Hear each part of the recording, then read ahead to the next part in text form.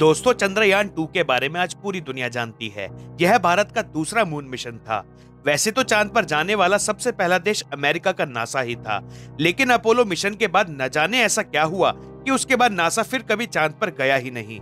आखिर क्यों चांद पर सबसे पहले जाने वाली संस्था 1969 के बाद फिर कभी गई ही नहीं।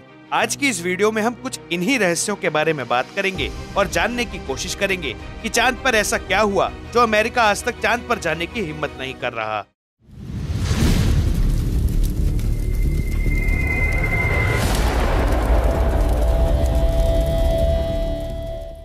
माइकल सैला, जो अमेरिका के स्पेस एक्सपर्ट हैं, उनका कहना है कि 1969 में अपोलो मिशन के दौरान एस्ट्रोनॉट्स ने मून पर लैंड किया तो उनके मून बाउंस कम्युनिकेशन रेडियो पर एक अजीब सा 2 मिनट का गैप आया।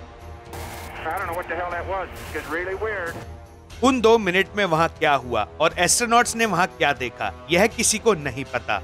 नासा के साइंटिस्टों के अनुसार कई रेडियो ऑपरेटर्स ने वहां हो रही गतिविधियों को सुना था, लेकिन इसे खुफिया रखा गया और कभी भी पब्लिक के सामने नहीं लाया गया। माइकल सैला का कहना था कि एस्ट्रोनॉट्स ने चांद पर रहस्यमय चीजें देखी थी, जिनमें 3 स्पेसशिप भी शामिल थे।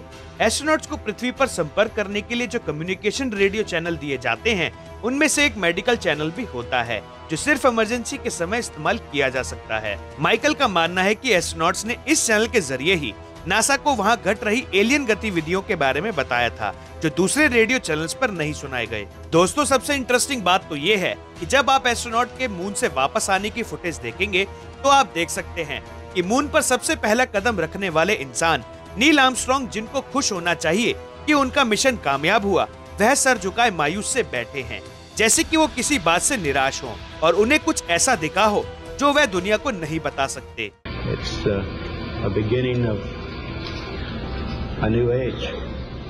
क्या नासा के चांद पर वापस न जाने की वजह वहां रहने वाली उन्नत सभ्यता है, जो कि मून के अंधेरे हिस्से की सतह के नीचे रहते हैं? दोस्तों, अब आप शायद ये सोच रहे होंगे कि अगर चांद पर एलियंस हैं, तो आज तक हमें दिखाई क्यों नहीं दिए। मून के ऑर्बिटर ने कई ऐसी तस्वीरें ली हैं जिन्हें देखकर एलियंस होने का शक यकीन में बदल जाता है। जैसे कि आप देख सकते हैं, यह पहाड़ जैसी इमारत चांद पर होना कोई मामूली बात नहीं है, क्योंकि इसका आकार बिल्कुल इजिप्ट में बने पिरामिड जैसा है, जो कि चारों कोनों से एकदम सटीक है। चांद पर दिखा यह पिरामिड इजिप्ट के पिरामिड से भी ऊंचा है। और अब आप जिस फुटेज को देख रहे हैं, उसमें आप आसानी से किसी के मून पर चलने के फुटप्रिंट्स देख सकते हैं। यह फुटप्रिंट्स किसी इंसान के फुटप्रिंट से कहीं ज्यादा बड़े हैं। इन सारी चीजों को देखकर ऐसा लगता है जैसे कोई चांद पर है जो इन सब चीजों को बना रहा है। कई रिसर्चर्स का कहना है कि मून की सतह के नीचे एलियंस का बेस है। नासा समेत कई देशों की स्पेस एजेंसीज चांद पर गईं, पर किसी ने भी वहां ली गई तस्वीरें पब्लिक नहीं की। जिस तरह टर्की और भारत में बनाए गए अंडरग्राउंड शहर आज भी हमें खुदाई के दौरान मिलते हैं, वैसे ही क्या चांद पर भी अंडरग्राउंड शहर मौजूद हैं जो हमें दिखाई नहीं देते? ऐसा भी हो सकता है कि एलियंस वहां से पृथ्वी पर नजर बनाए रखे हों और किसी प्रकार की रिसर्च कर रहे हों, जिसकी वजह से कोई भी मून पर आए उन्हें वह पसंद नहीं। इसरो, जो कि हमारी भारतीय स्पेस एजेंसी है, उन्होंने चंद्रयान 2 22 जुलाई 2019 को लॉन्च किया था।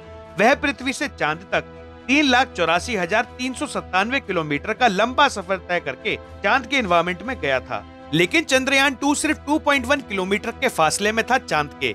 तभी अचानक चंद्रयान 2 से सारे संपर्क टूट गए। क्या यह सिर्फ एक इत्तेफाक है, या फिर चांद पर मौजूद हमसे कई गुना ज्यादा उन्नत सभ्यता ये नहीं चाहती कि हम चांद पर जाएं? क्योंकि आज तक कोई भी देश चांद के उस कोने में नहीं गया था जहां विक्रम लैंडर उतरने वाला था और चांद के कई रहस्य से पर्दा उठाने वाला था, जिन्हें नासा समेत और भी स्पेस एजेंसीज ने छुपा कर रखा था। पर दोस्तों, ऐसा पहली बार नहीं हुआ। उसी साल 11 अप्रैल 2019 को इजराइल का लैंडर भी चांद की सतह पर उतरने के लिए गया था। लेकिन जैसा चंद्रयान 2 के साथ हुआ, वैसा ही इजराइल के लैंडर के साथ भी हुआ। लगभग 2 से 3 किलोमीटर के रेडियस में ही उनका लैंडर भी क्रैश कर गया। अब इस दुनिया में कुछ लोग एलियंस को मानते हैं तो कुछ नहीं मानते, लेकिन आखिर में उनके अस्तित्व पर विश्वास करना या ना करना सिर्फ और सिर्फ आपके ऊपर है।